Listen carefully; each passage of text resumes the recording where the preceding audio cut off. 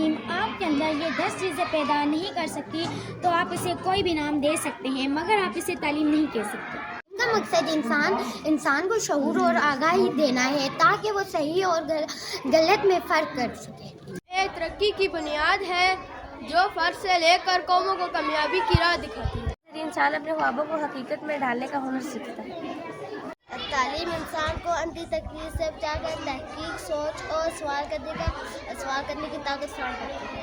تعلیم کا مقصد انسان میں اخلاقی اقدار پیدا کرنا ہے تاکہ وہ دوسروں کے حقوق کا احترام کرے۔ تعلیم کا مقصد یہ ہے کہ انسان خود اور اپنے رب کو پہچانے اور خدا کے مخلوق کی خدمت کرے۔ تعلیم انسان کو خود اعتماد دیتی ہے اور مرنے تک زندگی میں آنے والے تمام مسائل کا جواب مردی سے سامنا کرنے اور ان کو حل کرنے کے قابل بناتی ہے۔